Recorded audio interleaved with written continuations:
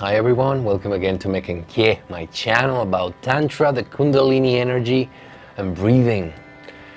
Today I want to talk about breathing, just breathing, Tantric breathing. What is it all about? I want to really explain some basic things of this practice and why it is so important and why we all should do it every day of our lives. First of all, the most important thing about Tantra is when we contrast opposite states of being, for example, moving and staying still, or contracting your muscles and relaxing them, moving fast, moving slow. And that's the basic part of Tantra that allows us to really catapult ourselves, because what happens from point A to point B is just energy. And depending on how we use that energy, we can project ourselves in different ways. But the most important thing is what happens between the contrast of opposite states. For example, contracting and then relaxing. And applying this to breathing, you'll notice that there are not too many possible ways. For example, we can breathe fast, and then we can breathe really slow. And by breathing really fast, then we can really retain the air and stay without breathing for a long period of time. So when we breathe fast, what is allowing us is to accumulate energy, and when we don't breathe, we can use that energy to stay still, for example, and meditate and don't move, because when we breathe, the subtle movements that our breathing have can interrupt our meditation, because if we're meditating by staying still, really subtle movements can take us out of that state.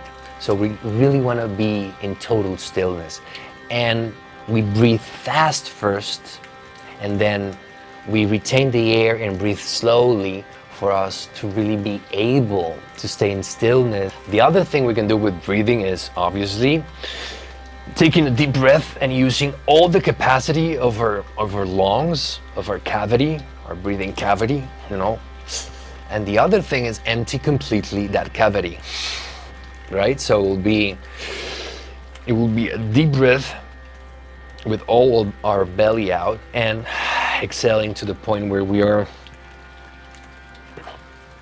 totally empty. Those are opposite states that we can use to project ourselves. The other thing we should take into account when we're doing breath work is our nostrils and our mouth, because when we breathe through our nose, it's very different than when we breathe through our mouth. They're there for different reasons. Our nostrils have little cavities compared to our mouth. So what that allows us is to breathe to the minimum. You can notice that you can breathe slower and exhale less amount of air through your nose than through your mouth. Your nose is better prepared to exhale less amount of air than our mouth. Our mouth is there for us to really be able to breathe in and breathe out lots amount of air in the less amount of time possible. But also when we breathe through our nose, we massage the zone near our brain. And when we do intense breathing through our nose, we take it to the maximum capacity of air it can take. We really do that massage near our brain, and it changes the temperature of it and everything. And it plays with our temperature. But when we breathe through our mouth, things are very different, because our mouth is better prepared for us to express emotions. So when we breathe through our mouth, we can do, for example, emotional releases. Our mouth produces vibration.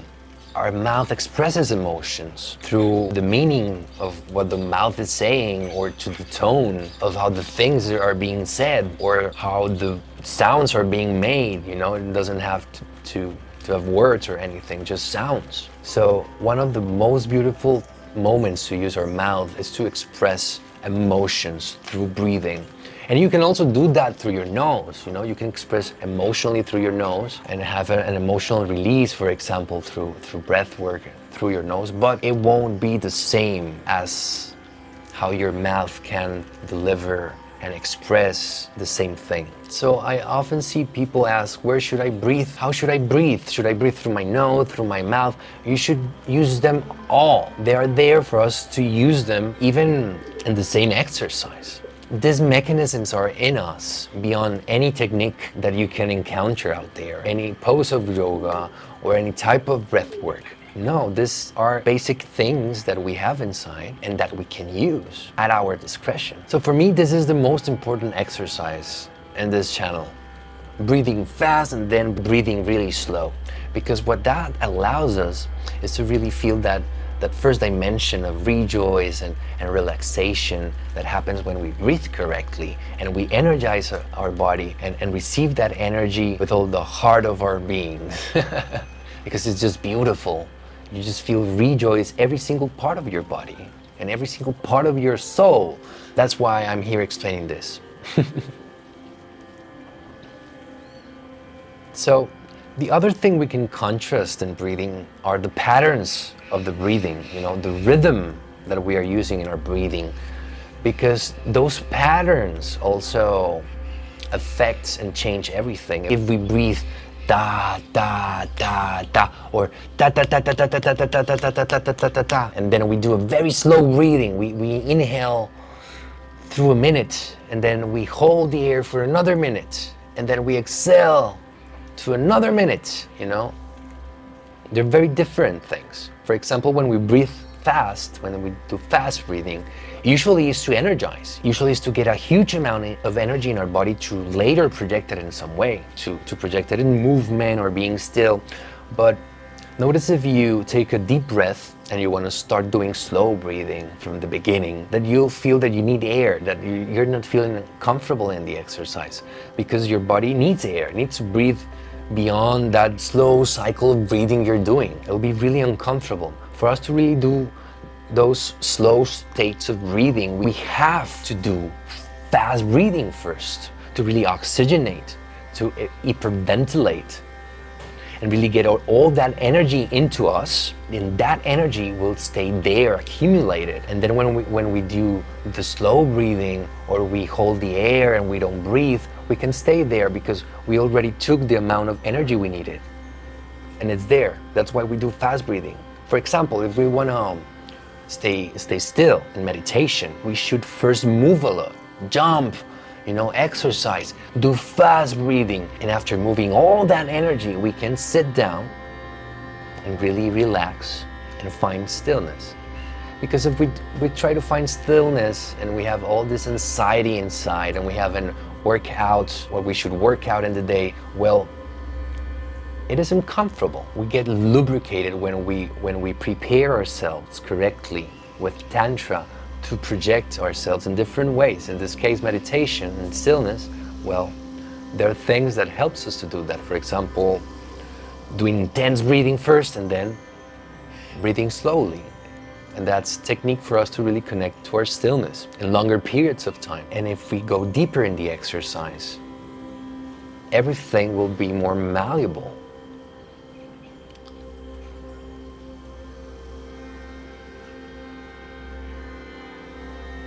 Like, for example, being still.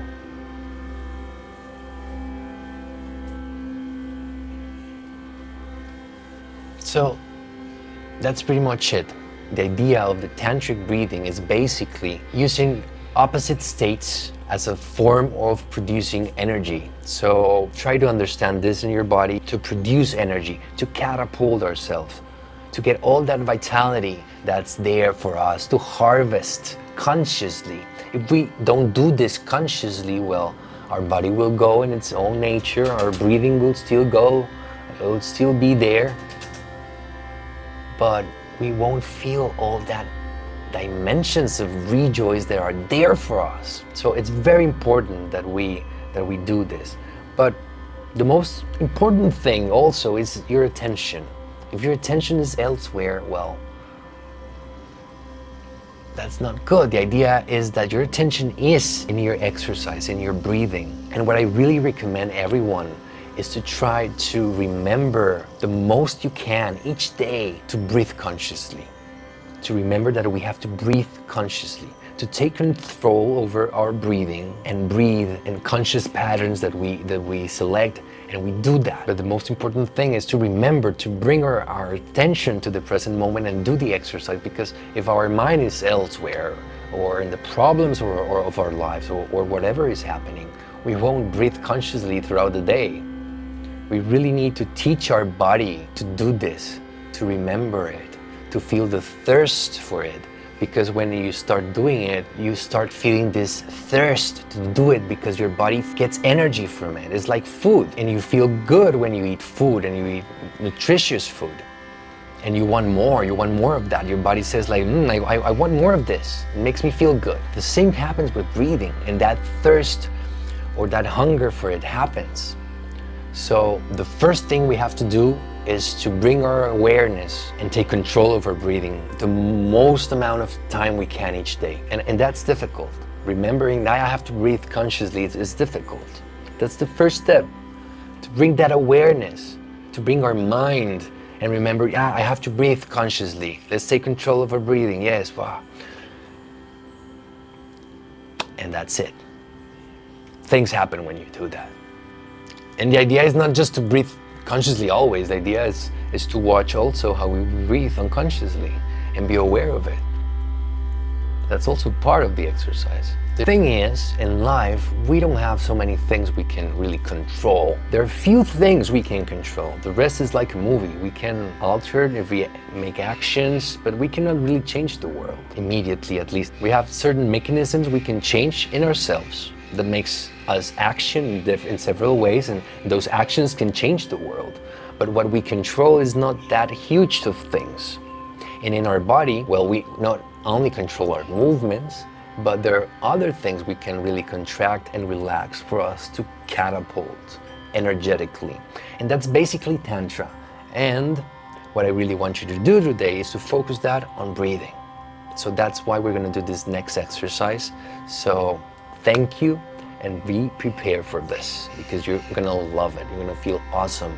Find a comfortable place where you won't harm yourself. This exercise, as we are gonna do it, can be very intense, and we can faint, so we can really hit ourselves if we faint or we lose control of our body. If you're gonna do that standing up, you need the right posture, the right knowledge, the right training. So don't do it. Sit down, try to do it in a place where you don't harm yourself.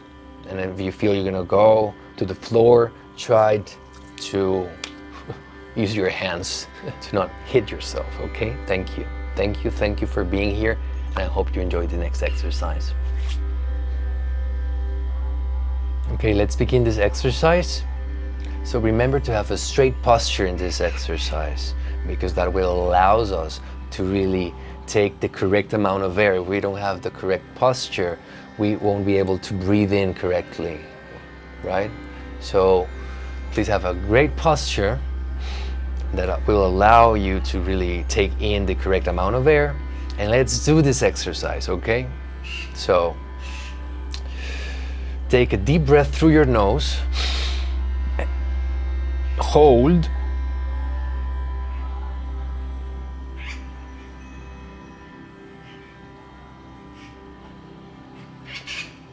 and exhale slowly through your nose.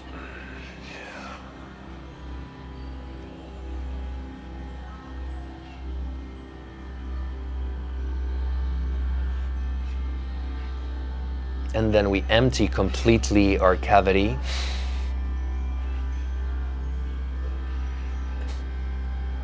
And we stay there.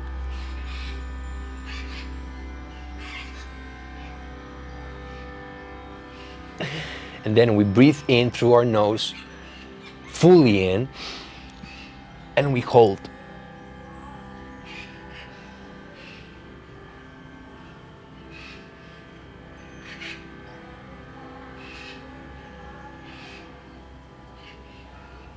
We exhale through our nose, fully exhale.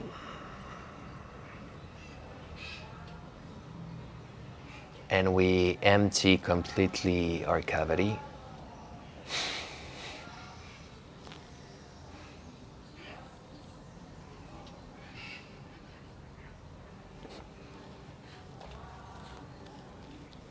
We can massage a little bit. And we start doing fast breathing through our nose. What we're gonna do here is that our inhalation is a relaxation of our body, and our exhalation is a contraction. What I mean, contraction will be the exhalation. Inhalation.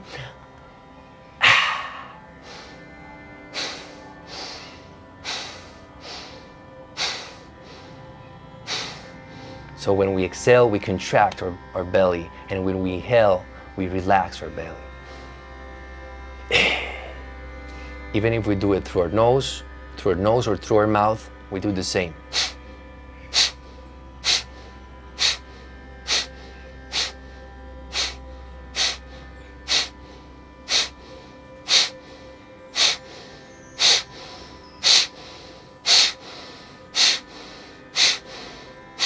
You can do it in the velocity you prefer. I prefer doing this exercise faster.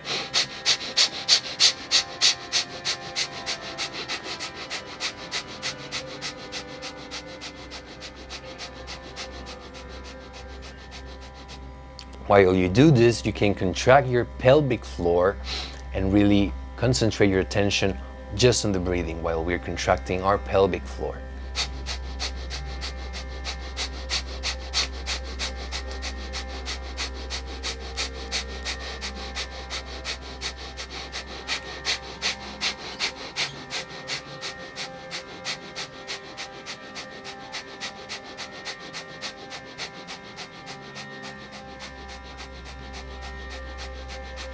Take a deep breath through your nose and hold.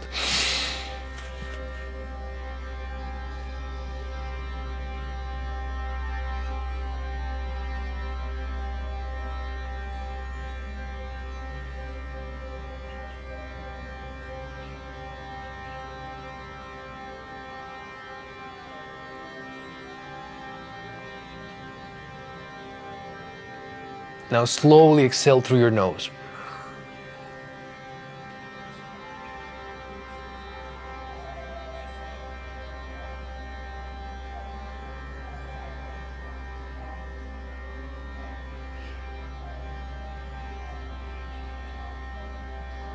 Let your natural breathing enter. And then we repeat fast breathing.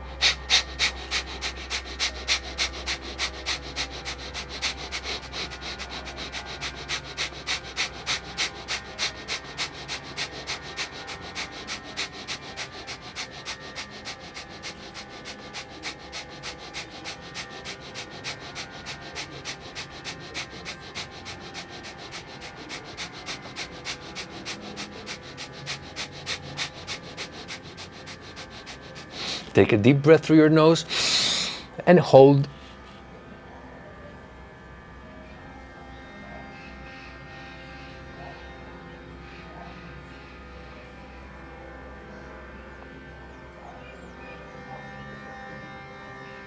Slowly exhale through your nose.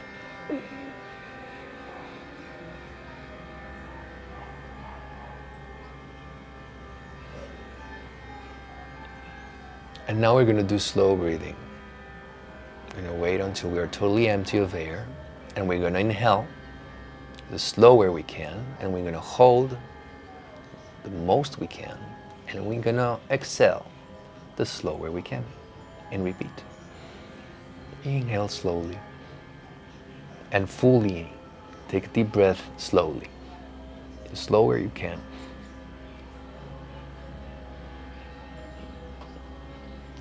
Stay there, holding.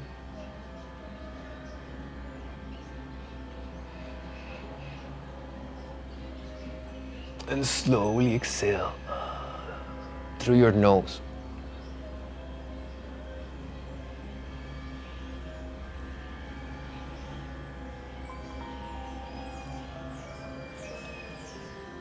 And when we are empty, we repeat. Slowly, deep breath through our nose.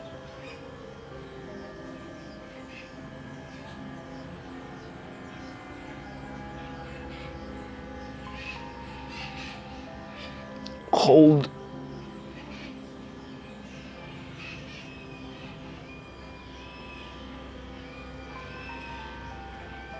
And release through your mouth with sound.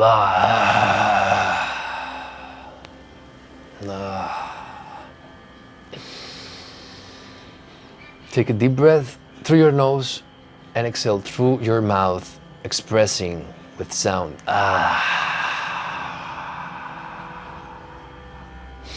Again, deep breath through your nose And exhale through your mouth.